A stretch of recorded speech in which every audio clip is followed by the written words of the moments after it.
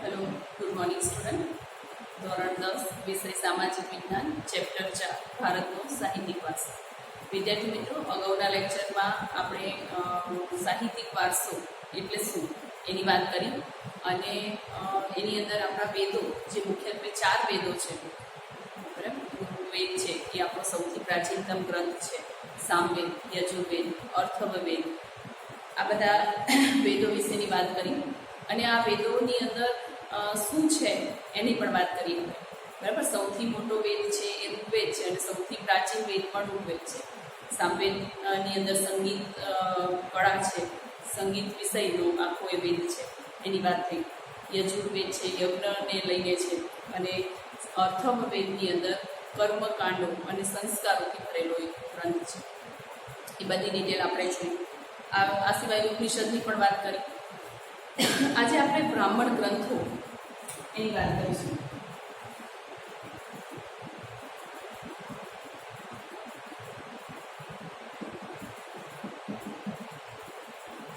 વેદો અને મંત્રોને સમજવા માટે પહેલાની જે આખી સમાજ વ્યવસ્થા હતી એના વિશે આપણે થોડીક વાત કરી લઈએ, માહિતી મેળવી લઈએ કે આજથી જે રાજાઓ સમયની જે સમાજ વ્યવસ્થા હતી એની અંદર 4 ભાગ પાડી દેવામાં આવ્યા હતા.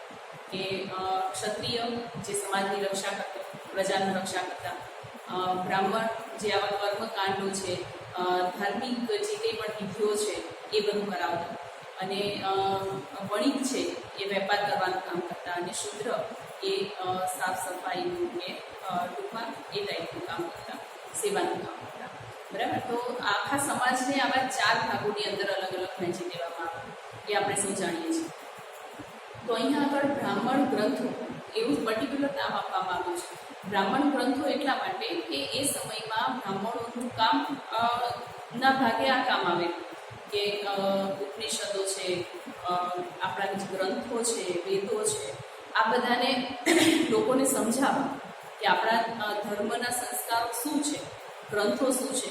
બરાબર. અહીંયા આગળ આપણે આરણ્યકો અને વેદાંતની પણ આપણે વાત કરીશું કે આરણ્યકો શું છે. તો એ સમયમાં બ્રાહ્મણો આનો અભ્યાસ કરતા અને આની જે ગતિવિધિ છે, પ્રસંગોપાત જે ક્રિયાઓ છે, અમુક સંસ્કારોનું સિંચન છે, કેવી રીતે કરવું, યજ્ઞની વખતે કેવા મંત્રોનો ઉપયોગ કરવો, કઈ રીતે આ બધું કરવું, આ બધી ડિટેલ આપણને એ સમયમાં બ્રાહ્મણો પાસેથી મળતી. તો આ જે ગ્રંથો છે એને બ્રાહ્મણ ગ્રંથો કહેવામાં આવ્યા છે. અને વિધિઓ માટેનું માર્ગદર્શન પણ બ્રાહ્મણો પાસેથી જ આપણને મળતું, અને એ અત્યારે પણ કદાચ એ ગ્રંથોમાંથી જ આપણને દરેક વિધિનું માર્ગદર્શન મળે છે. અહીં આગળ આપણે વાત કરીશું આરણ્યકો.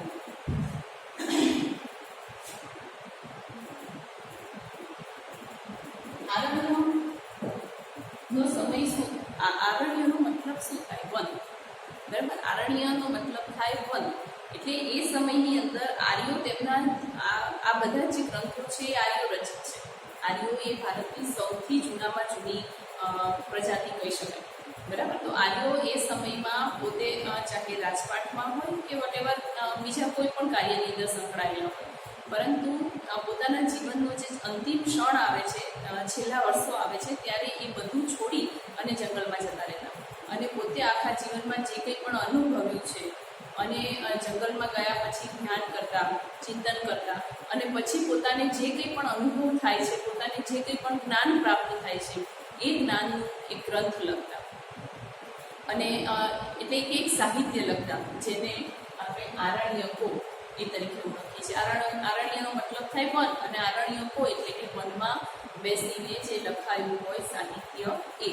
એટલે આ તમને એક માસની અંદર આપણને પૂછાઈ શકે, તો આપણને ખ્યાલ આવવો જોઈએ કે આરણ્યકોનો મતલબ શું થાય. કે આર્યો પોતાના જીવનના અંતિમ વર્ષોની અંદર વનની અંદર જઈને ચિંતન કરતા, ધ્યાન કરતા, અને પછી પોતાને જે કંઈ પણ જ્ઞાન પ્રાપ્ત થતું એને સાહિત્યિક રૂપે એની રચના કરતા, અને એ જે ગ્રંથો હતા, એ જે જ્ઞાન હતું પુસ્તક રૂપે, એને આરણ્ય તરીકે ઓળખીએ છીએ. હવે વાત કરીએ વેદાંત. વેદાંતની અંદર કર્મકાંડ તો હતા જ, કે કોઈ કર્મકાંડ કરવા એટલે મીન્સ મૃત્યુ પછી માણસને કઈ ક્રિયા દ્વારા એને વિદાય આપી, કે જન્મ સમયે કેવા કર્મકાંડોની જરૂર હતી, આ બધું તો હતું. પરંતુ આ ઉપરાંત વેદાંત છે જ્યોતિષશાસ્ત્ર પણ હતું, વ્યાકરણ પણ હતું, ખગોળશાસ્ત્ર પણ હતું. આ બધાની જ ડિટેલ એની અંદર આપણને જોવા મળે છે. એટલે બ્રાહ્મણ ગ્રંથોની આરણ્યક સાથે વેદાંત પણ જોઈશું. વેદાંતની અંદર કર્મકાંડો ઉપરાંત જ્યોતિષશાસ્ત્ર એ ઉપરાંત વ્યાકરણ, ખગોળશાસ્ત્ર આ બધાની ડિટેલ પણ આપણને એની અંદરથી મળી રહે છે. ભારતના મુખ્ય બે મહાકાવ્યો, ગઈકાલે પણ આપણે વાત કરેલી કે ભારતના મુખ્ય બે મહાકાવ્યો છે રામાયણ અને મહાભારત. તો રામાયણ અને મહાભારત એ એવા બે ગ્રંથો છે કે જેની અંદરથી આજની તારીખમાં પણ આપણી જીવનની સમસ્યાઓનું સોલ્યુશન આપણને એની અંદરથી મળી રહે એવા ગ્રંથો છે. બરાબર. તો રામાયણ છે એ મહાભારત કરતાં ખૂબ જ નાનું છે અને એની જે કહેવાય કે લંબાઈ અને એ કાવ્ય રૂપે રચાયેલા છે. ભલે અત્યારે આપણે એને ટીવી પર સિરિયલોના રૂપે જોઈએ છીએ, સંવાદના રૂપે જોઈએ છીએ, પરંતુ એ કાવ્ય રૂપે બંને રચાયેલા ગ્રંથો છે. રામાયણની અંદર રામનું આખું જીવનનું ચરિત્ર આપેલું છે અને એક રાજા કેવો હોવો જોઈએ, પ્રજા માટે કેવા પ્રકારના કાર્યો કરતો હોવો જોઈએ એની ડિટેલ એની અંદર આખી આપેલી છે. જ્યારે મહાભારતની અંદર શ્રી કૃષ્ણ મહત્વના એક પાત્ર તરીકે દર્શાવવામાં આવ્યા છે અને આ ઉપરાંત પાંડવો અને કૌરવો એ બંને વચ્ચે આખું જે જીવન છે અને જે પોલિટિક્સ છે એને દર્શાવવામાં આવ્યું છે. અને જ્યારે અર્જુનને યુદ્ધમાં જતા ખચકાટ થાય છે કે પોતાના જ જે ભાઈ પાંડવો છે એની સામે મારે યુદ્ધ કઈ રીતે કરવું, જ્યારે આ પોઝિશન ઊભી થાય છે ત્યારે સમયને રોકીને શ્રી કૃષ્ણ એને એક આખો ઉપદેશ આપે છે કે તારે ધર્મ માટે લડવાનું છે, એમાં લોહીની સગાઈ ક્યાંય વચ્ચે આવતી નથી. અને આ જે ઉપદેશ આપે છે એને આપણે ભગવદ્ ગીતા તરીકે ઓળખીએ છીએ. અને એ ભગવદ્ ગીતા આજના સમયમાં પણ એવું કહેવાય છે કે તમારા જીવનની કોઈ પણ મુશ્કેલી હોય, જો એ ભગવદ્ ગીતાને તમે શાંતિથી વાંચો તો એની અંદર તમારા દરેક પ્રશ્નોનું સમાધાન એની અંદર રહેલું છે. તો આ રામાયણ અને મહાભારતની વાત કરીએ આપણે. અને એની અંદર બીજી પણ ઘણી નાની મોટી વાતો જોડી દેવામાં આવી છે. તેમાં મુખ્યત્વે કહીએ તો મોક્ષ પ્રાપ્તિના જે 3 મહત્વના માર્ગો છે તે જ્ઞાન, કર્મ અને ભક્તિ માર્ગનું વિવેચન ખૂબ સુંદરતાથી કરવામાં આવ્યું છે. રામાયણ અને બંને મહાભારત આ બંને મહાકાવ્યો છે સદીઓથી લોકોના માટે એક સમસ્યાનું સમાધાન રૂપે તો આપણે જોઈ શકીએ છીએ, પરંતુ લોકપ્રિય પણ એ રહેલા છે અને સંસ્કારોનું સિંચન એની અંદર આપણે જોઈ શકીએ છીએ. અને આ યુગમાં સંસ્કૃત ભાષા પુષ્કળ સાહિત્ય રચાયું. મધ્યયુગની આપણે વાત કરી રહ્યા છીએ કે એ યુગની અંદર સંસ્કૃત સાહિત્યમાં પુષ્કળ સાહિત્ય રચાયું. કારણ કે આપણે ગઈકાલે પણ વાત કરી કે સંસ્કૃત એ મુખ્ય ભાષા હતી. બરાબર. એ સમયમાં સાહિત્ય અથવા વેદ કહીએ, ગ્રંથો કહીએ, આરણ્યકો કહીએ, વેદાંત કહીએ, ઉપનિષદો કહીએ, આ બધું લખવા માટેની જે મુખ્ય ભાષા હતી એ સંસ્કૃત હતી. કારણ કે એ સમયમાં સંસ્કૃતમાં જ આનું આપલે થતી અને એ જ્ઞાન લેવામાં પણ આવતું અને લોકો સમજતા પણ ખરા. એટલે આ સંસ્કૃત ભાષા છે એ ધાર્મિક અને લૌકિક જે પણ ક્રિયાઓ હતી એની અંદર એ મુખ્યત્વે હતી. પુરાણોએ આરંભિક વૈદિક ધર્મને સમજવામાં મુખ્ય ભૂમિકા ભજવી.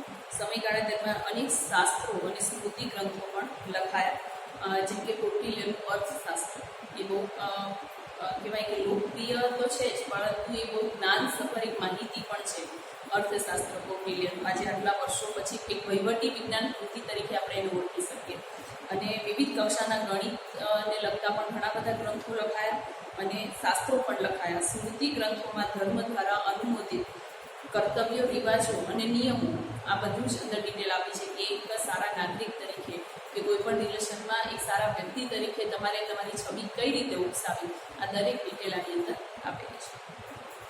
પ્રારંભિક બૌદ્ધ સાહિત્ય. હવે આપણે રામાયણ, મહાભારત અને જે સંસ્કૃત સાહિત્ય છે એની વાત કરી, પણ બૌદ્ધ ધર્મની અંદર પણ ઘણા બધા અનેક ગ્રંથો લખાયા. તો શરૂઆતની અંદર બૌદ્ધ ધર્મની અંદર જે ગ્રંથ લખાયો એ પાલી ભાષામાં લખાયો. એની નીચે આપણે અંડરલાઈન કરીશું કે બૌદ્ધ ધર્મની અંદર લખવામાં આવેલો સૌપ્રથમ જે ગ્રંથ છે એ પાલી ભાષામાં લખાયો. અને આ સાહિત્ય જે પાલી ભાષાની અંદર બૌદ્ધ ધર્મમાં લખાયેલું એને 3 ભાગ પાડવામાં આવ્યા. તેથી એને ત્રિપિટક કહેવામાં આવે છે. આ ખાસ યાદ રાખીશું કે ત્રિપિટક એટલે શું. તો બૌદ્ધ ભાષાની અંદર લખાયેલું જે સાહિત્ય છે એને 3 ભાગ પાડવામાં આવ્યા, જેને ત્રિપિટક કહેવામાં આવે છે. કયા 3 ભાગ પાડવામાં આવ્યા? સૂત, વિનય અને અભિધમ. યાદ રાખવા જેવી બાબત છે. ત્રિપિટક એટલે શું, એના 3 ભાગ પાડવામાં આવ્યા. સૂત પિટક, અને આ રીતે પણ આપણે લખી શકીએ સૂત વિનય પીટક અને અભિગમ.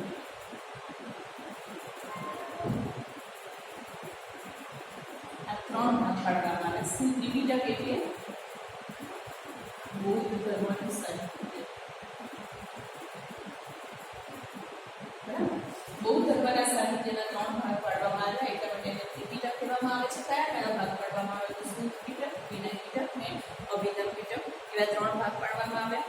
આ ઉપરાંત બૌદ્ધ સાહિત્યમાં અનેક ગ્રંથો પણ લખવામાં આવ્યા છે અને ગુપ્ત યુગ સંસ્કૃત ને કાવ્ય અને નાટક વિકાસનો સુવર્ણ યુગ કહેવામાં આવે છે. ગુપ્ત યુગ હતો છે એને સંસ્કૃત સાહિત્યના કાવ્ય અને નાટકોનો સુવર્ણ યુગ કહેવામાં આવે છે કે મેક્સિમમ એ વખતે ગુપ્ત યુગની અંદર નાટકો લખાયા છે અને એને ભજવવામાં પણ આવ્યા છે, એ પણ સંસ્કૃતની અંદર.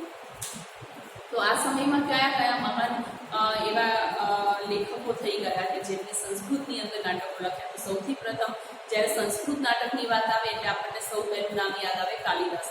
બરાબર, તો કાલિદાસ છે ભૃગુતિ, ભારવી, ભર્તુહરી, બાણભટ્ટ, માઘ ઇત્યાદિનો સમાવેશ થાય છે. આ બધા જ લેખકો છે કે જેને સંસ્કૃત ભાષાની અંદર નાટકો લખ્યા. આજની તારીખમાં પણ આપણે સંસ્કૃતમાં કવિ કાલિદાસ અને ભર્તુહરીના નાટકો આવે છે કે જેનું સંસ્કૃતમાંથી ગુજરાતી ટ્રાન્સલેશન કરવાનું આવે છે.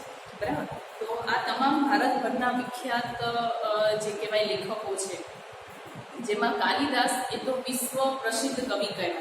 બરાબર, વિશ્વ પ્રસિદ્ધ કવિ તરીકે કાલિદાસનું નામ મુખ્યત્વે જાણીતું છે, એ ખાસ યાદ રાખીશું આપણે.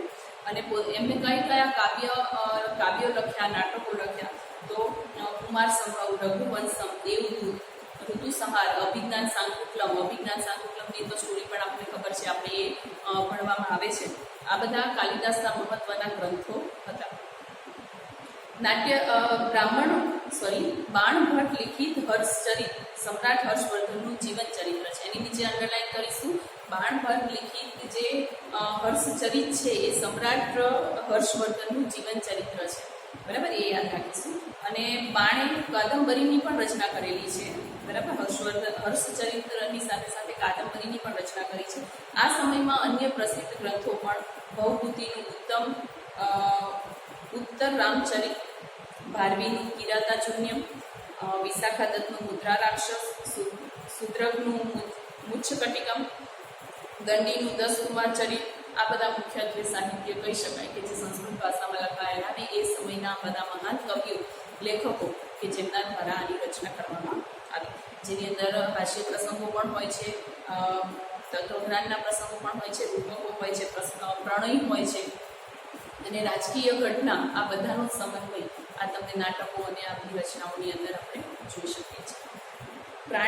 પ્રાચીન યુગની અંદર આપણે હવે ગુજરાતની વાત કરીએ કે ગુજરાતની અંદર આ તો થઈ ભારતની વાત કરી અને આર્યોધારા અને આ જે મહાન સંસ્કૃત જે લેખકો અને કવિઓ છે એની વાત કરી.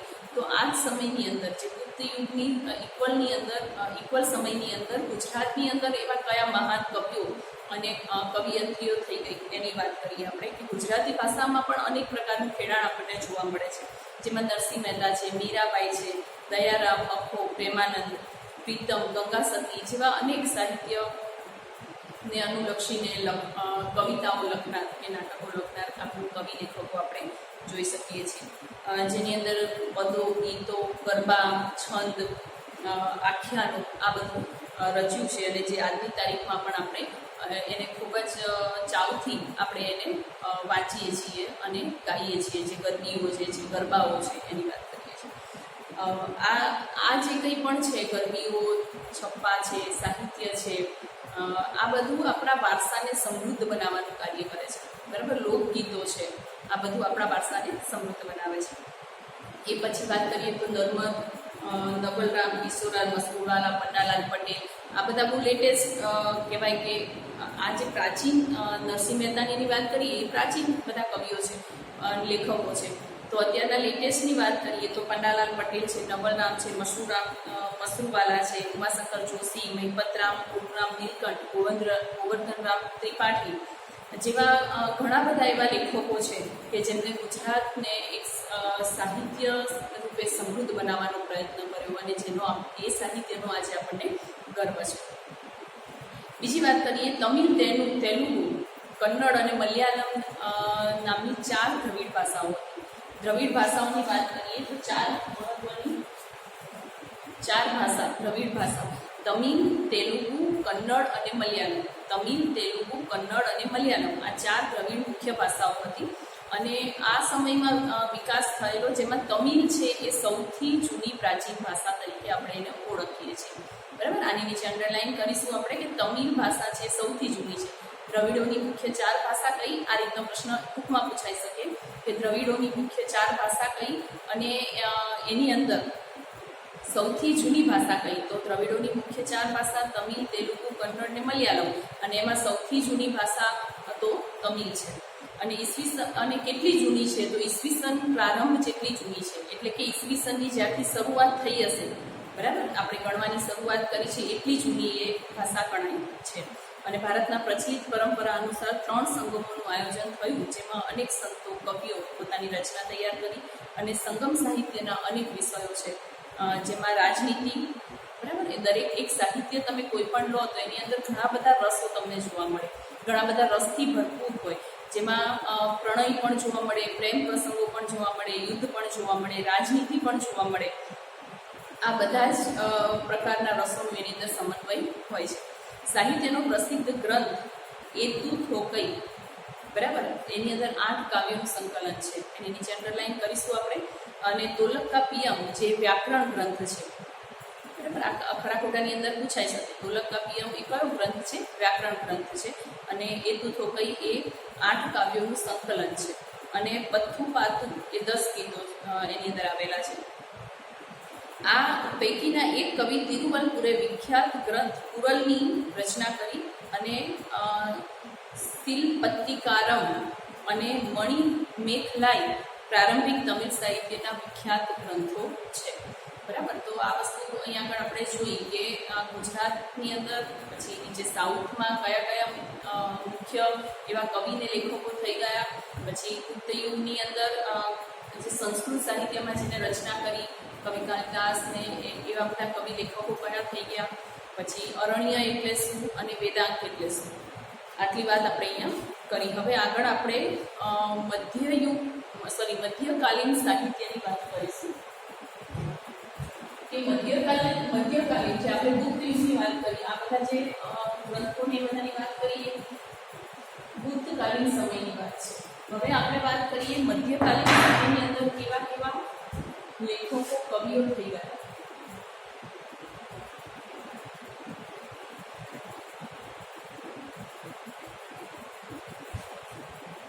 મધ્યકાલીન સમયના સાહિત્ય,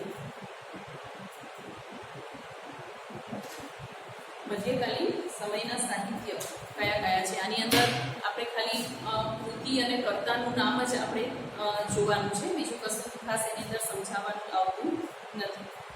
ઉત્તર ભારતમાં મધ્યયુગની શરૂઆત થઈ અને અનેક સંસ્કૃત સાહિત્ય અસ્તિત્વમાં આવ્યા. કાશ્મીરમાં 2 મહાન ગ્રંથો લખાયા, જેમાં પહેલો સોમદેવનો કથાસરિત સાગર. બરાબર, આ જે કર્તા અને કૃતિ છે, તો આ રીતે તમે એના પાઠ પાડીને એમાં લખતા જશો તો વધારે ઇઝી રહેશે એ વસ્તુ. કર્તા, કૃતિ, બરાબર. તો આ રીતના 2 પાર્ટ્સ પાડીને એને ડિટેલમાં આપણે લખતા જઈશું તો વધારે ઇઝી રહેશે. હું તમને એ રીતે લખાવું કે સોમદેવ કર્તા, સામે કથાસરિત સાગર છે કૃતિ છે, કલ્હણ કર્તા, કૃતિ છે રાજ તરંગીણી. અને રાજ તરંગીણીની અંદર શું છે? તો કાશ્મીરનો ઇતિહાસ છે, એ ખાસ યાદ રાખીશું. અને મહત્વપૂર્ણ ગ્રંથ છે. કાશ્મીરનો ઇતિહાસ કયા ગ્રંથની અંદર છે? આવો પ્રશ્ન તમને પૂછાઈ શકે. તો રાજ તરંગીણીની અંદર. અને એને લખવા એના રચયિતા કોણ છે, એના કર્તા કોણ છે? તો કલ્હણ. એ રીતે યાદ રાખીશું. સાચા અર્થમાં ભારતનો સર્વપ્રથમ કહી શકાય ઐતિહાસિક ગ્રંથ, બરાબર, તો એ રાજ તરંગીણી છે. અને બીજી મહત્વની રચના જયદેવ કર્તા અને કૃતિ છે જયગોવિંદ. બરાબર, આ રીતે લખતા જાઓ 2 પાર્ટ્સ પાડીને કે અહીંયા આગળ જયદેવ ને અહીંયા આગળ ગીત ગોવિંદ, એ રીતે લખતા જાઓ. ઘણા બધા છે ને તમે બોર્ડ ઉપર લખી નાખે. આ સમયે અપભ્રંશ થયેલી ભાષા, અપભ્રંશ એટલે અશુદ્ધ થયેલી ભાષામાં આધુનિક ભારતીય ભાષાનો વિકાસ શરૂ થયો. ચંદબંધ રાય કર્તા અને કૃતિ છે પૃથ્વીરાજ રાસો. પૃથ્વીરાજ ચૌહાણ, આની અંદર પૃથ્વીરાજ ચૌહાણનું જે વીરતાપૂર્વકના જે કંઈ પણ કિસ્સાઓ છે એની અંદર એને લઈ લેવામાં આવ્યા છે. આ સમયે દક્ષિણ ભારતમાં સંસ્કૃત સાહિત્યની મોટાભાગની રચના થઈ, જેમાં શંકરાચાર્ય, કર્તા અને કૃતિમાં ભાષ્ય. આ સમયે દ્રવિડ ભાષાનો વિશેષ પ્રકારનો અંદર સમન્વય થયો, જેમાં કવિ પંપાએ આદિપુરાણ એટલે કે કર્તામાં કવિ પંપા અને કૃતિમાં આદિપુરાણ. જૈન તીર્થકરનું જીવન આલેખિત એક જે છે કૃતિ એ શાંતિપુરાણ જે કવિ પન્નાએ તૈયાર કર્યું છે. એટલે પન્ના, કર્તા અને કૃતિમાં આવશે શાંતિપુરાણ.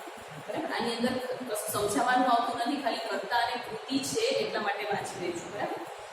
આ ઉપરાંત રણનામ એ કર્તા છે અને અજીતનાથ એ કૃતિ છે. અજીતનાથ પુરાણ એ કૃતિ છે, અથવા અંડરલાઈન પણ કરી શકો, તમારે લખવું ના હોય તો પણ ચાલશે. પછી પંપા, પોન્ના અને રન્ના એ પ્રારંભિક કન્નડની ત્રિપુટીઓ કહેવાય છે. આની નીચે ખાસ અંડરલાઈન કરજો. પંપા, પોન્ના અને રન્ના એ પ્રારંભિક કન્નડની સાહિત્ય ત્રિપુટી છે. કવિ કંપલે તમિલ ભાષામાં રામાયણની રચના કરેલી. બરાબર, રામાયણની રચના એ ઘણી બધી ભાષાઓની અંદર અલગ અલગ સમયે થયેલી છે.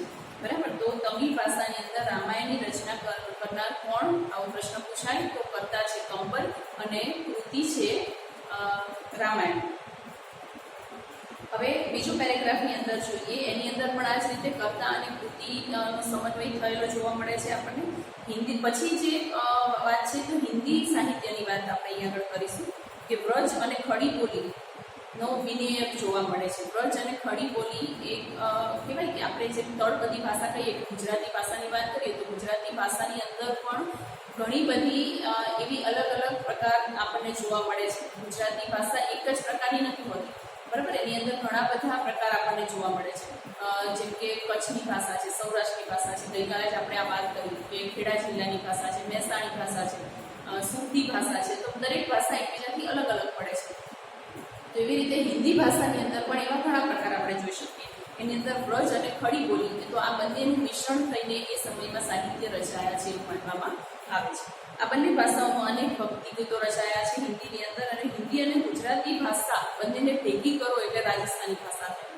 બરાબર, આપણે રાજસ્થાની ભાષા જો સાંભળીએ તો એની અંદર આપણને ક્યાંક ને ક્યાંક તમે જુઓ તો તમને લાગે કે ક્યાંક ગુજરાતી શબ્દોના ઉપયોગ પણ થયા છે અને હિન્દી પણ મિક્સ છે. એટલે આ બંને ભાષાઓ મિશ્રણ થઈને જે બની એ રાજસ્થાની ભાષા. રાજસ્થાની ભાષાની અંદર ઘણા બધા વીરગાથાઓ લખાઈ છે. રાણા પ્રતાપ છે, એ બધાની વીરગાથાઓ એ રાજસ્થાની ભાષામાં લખાયેલી છે. અનેક ભક્તિ ગીતો રચાયા છે. અને આલ્હા જે રાજસ્થાની ભાષાની અંદર લખાઈ છે વીરગાથાઓ, એમાં આલ્હા, ઉદલ, વિસદેવ અને રાસો આ સમયના વિખ્યાત વીરો થઈ ગયા છે. એની વીરગાથાઓ એની અંદર રાજસ્થાની ભાષાની અંદર લખવામાં આવે છે. મુલ્લા દાઉદનો ગ્રંથ, મુલ્લા દાઉદ એ કર્તામાં આવશે, કૃતિ છે ચંદ્રાયન છે. એ ભાષાનો અવધી ભાષાનો સૌથી જૂનો ગ્રંથ ગણવામાં આવે છે. એની નીચે ખાસ અંડરલાઈન કરીશું કે મુલ્લા દાઉદનો ચંદ્રાયન ગ્રંથ છે એ અવધી ભાષાનો સૌથી જૂનો ગ્રંથ ગણવામાં આવે છે. અને પ્રાચીન ગ્રંથો પર ભાષ્યો હજુ આ સમયે સંસ્કૃત ભાષામાં રચાતા હતા. બરાબર, આ કરતા અને કૃતિઓ જ આખા જે પેજમાં આપણે એ જ જોવાનું છે. ફારસી ભાષામાં દિલ્હી સુલતાનોની રાજ્ય ભાષા. ફારસી ભાષા એ ખાસ કરીને ઉર્દુ ભાષાથી બહુ નજીકની ભાષા કહી શકાય. તો એ વખતે સુલતાનોની જે મુસ્લિમ સુલતાનો હતા એમની એ મુખ્ય ભાષા ગણાતી, અને એની અંદર પણ અનેક પ્રકારના સાહિત્યોની રચના એ સમયમાં સુલતાનોના સમયમાં થયેલી. આપણે ખબર છે કે રાજપૂત યુગનો અંત આવ્યો એ પછી સુલતાનોનો સમય શરૂ થયેલો દિલ્હીમાં, અને સુલતાનોના અંત પછી મુઘલોની શરૂઆત થયેલી દિલ્હીની ગાદી પર. બરાબર, તો એ વખતે જે મુસ્લિમ જે સુલતાનો હતા એમની મુખ્ય ભાષા ફારસી હતી, અને એટલા માટે એ સમયમાં ફારસી સાહિત્યની રચના ઘણી બધી થયેલી આપણને જોવા મળે છે. જિયાઉદ્દીન બર્મી કરતા છે, એમની જે કૃતિ છે તારીખે ફિરોઝ શાહી, બરાબર, એ કૃતિ છે. અને જેમાં ખલજી અને તુગલક વંશના રાજ્યનું વિસ્તૃત વર્ણન કરવાનું. ખલજી અને તુગલક વંશ, આપણે 3-7ની અંદર બધા વંશો વિશે ભણી ગયા કે કયા કયા વંશો છે. ગુલામ વંશ સૌથી પહેલા આવ્યો, અને પછી તુગલક ને ખિલજી વંશ છેલ્લો હતો, બરાબર. તો એ બંનેની ડિટેલ એની અંદર આપવામાં આવેલી છે. ફતવા એ જહાંગીરી નામનો ગ્રંથ છે, જે રાજકીય સિદ્ધાંતો ઉપર રચવામાં આવેલો છે, કે રાજકીય સિદ્ધાંતો કેવા હોવા જોઈએ. જેમ કે આપણું બંધારણ એ આપણને સમજાવે છે કે કઈ રીતે રાજકારણ કરવું, અથવા કેવી રીતે લોકોને પ્રજા માટે યોગ્ય કાર્ય કરવા. એવી રીતે એ સમયમાં ફારસી ભાષાની અંદર ફતવા એ જહાદારી એની રચના કરવામાં આવી, જેમાં રાજકીય સિદ્ધાંતોનો સમાવેશ કરવામાં આવ્યો છે. અમીર ખુસરો એ સમયનો સૌથી શક્તિશાળી અને સૌથી મહાન સાહિત્યકારમાં અમીર ખુસરોનું નામ આવે છે. એ કવિ પણ હતો, ઇતિહાસકાર પણ હતો, રહસ્યવાદી અને સંત પણ હતા, અને સંગીતકાર પણ હતા. સુપ્રસિદ્ધ હજરત નિજામુદ્દીન ઓલિયા તેના ગુરુ હતા. એની નીચે અંડરલાઈન કરીશું અમીર ખુસરોના ગુરુ, તો હજરત નિજામુદ્દીન ઓલિયા, બરાબર, એ ખાસ યાદ રાખીશું. અને એની મહત્વની કૃતિઓ જે રચી, તો અમીર ખુસરો, અને આ બાજુ કૃતિમાં લખીશું આસિકા, નૂર, સિદ્દીકત, હિરાકુત, સદન, આ બધાનો સમાવેશ થાય છે. 4 કૃતિઓ છે. આ ઉપરાંત અનેક કાવ્યો પણ એને લખ્યા છે, કારણ કે કવિ, લેખક, સંત, સાહિત્યકાર બધા જ ઓલરાઉન્ડર એવું કહી શકાય. મલ્ટીપર્પઝ પર્સનાલિટી કહેવાય છે, કે જે બધી જ બાજુ ઓલરાઉન્ડર. તો એને કાવ્યો પણ લખેલા છે, અને પોતે ભારતીય હોવા પર ગર્વ હતો. અમીર ખુસરો એક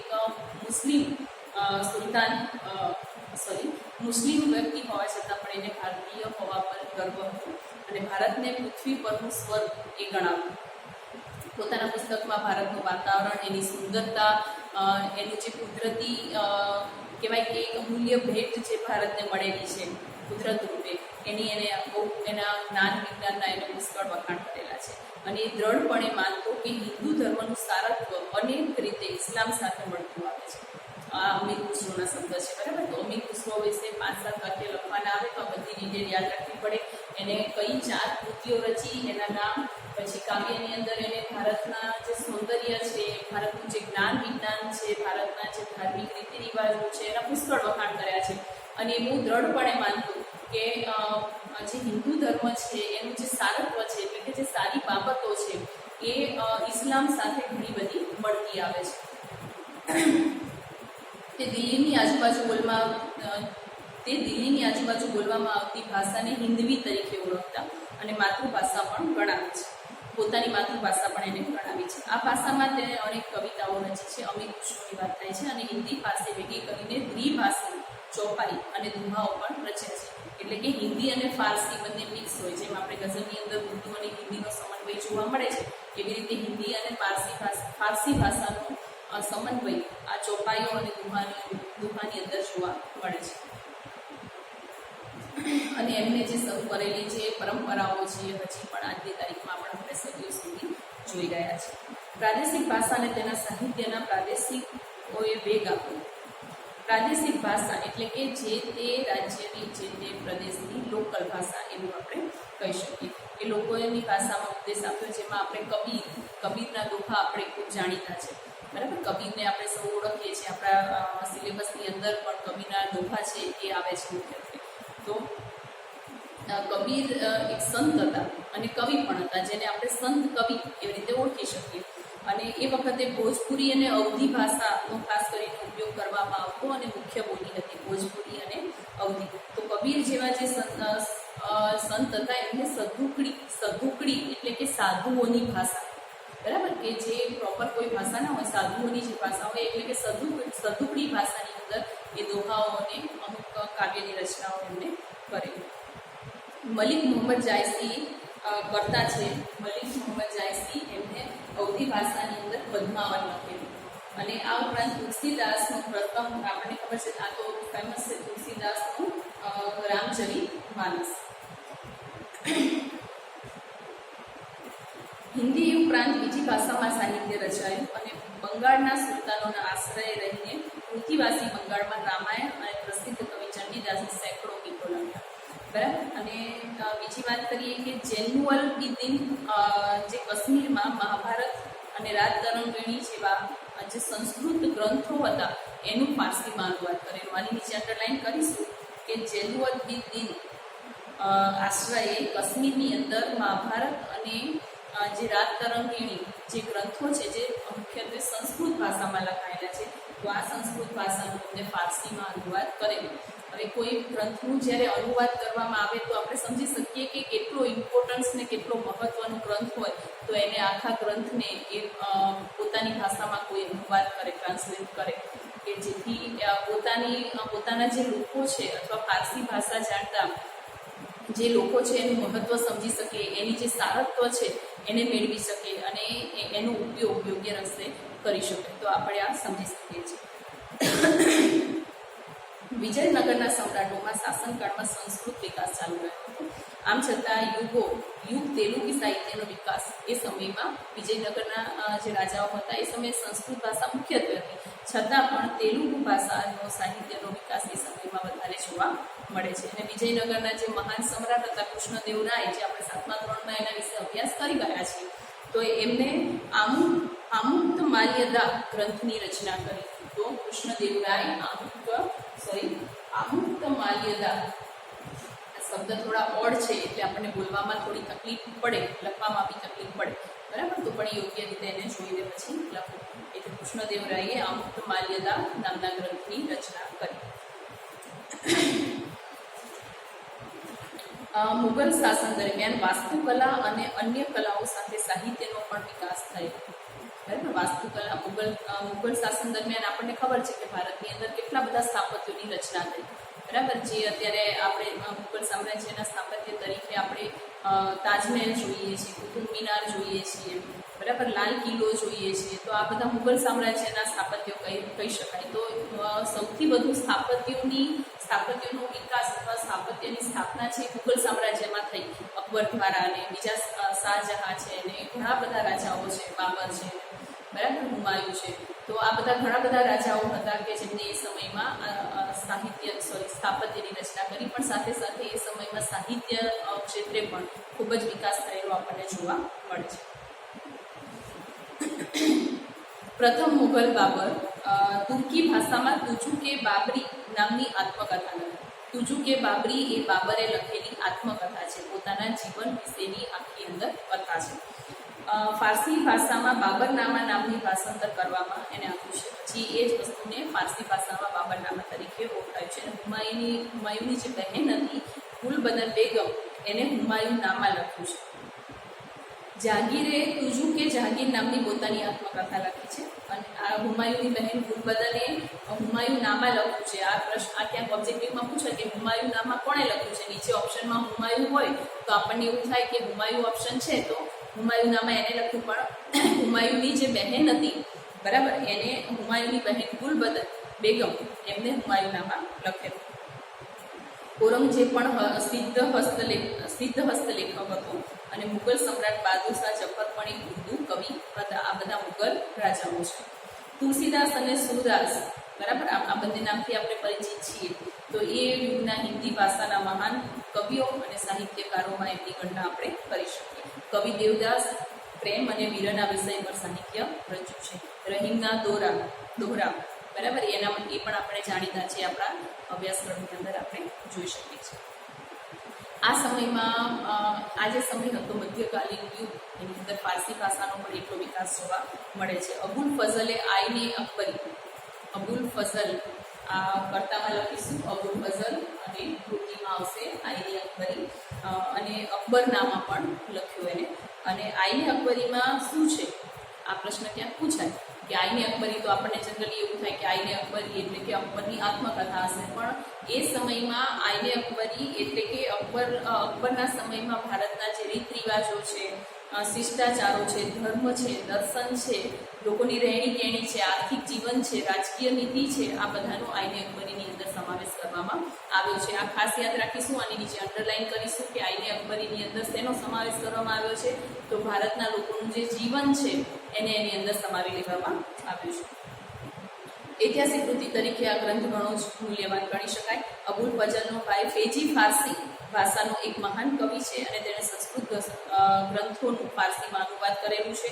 અકબરે તો મહાભારત, રામાયણ અને અર્થવેદ, ભગવદ્ ગીતા અને પંચતંત્ર, આ જે 5 ગ્રંથો છે, રામાયણ, મહાભારત, અથર્વવેદ, ભગવદ્ ગીતા અને પંચતંત્ર આ બધા જ ગ્રંથોનો અનુવાદ એને ફારસી ભાષામાં પોતાની રીતે કરાવીને એક અલગ જ સ્થાપત્યની રચના કરેલી અને અકબરના સમયમાં ઇતિહાસના ઘણા બધા ગ્રંથો લખાઈ ગયા છે. મધ્યયુગની સૌથી મહત્વની ઘટના કહીએ ભાષાની દ્રષ્ટિએ તો એ ઉર્દુ ભાષાનો જન્મ છે એવું કહી શકાય.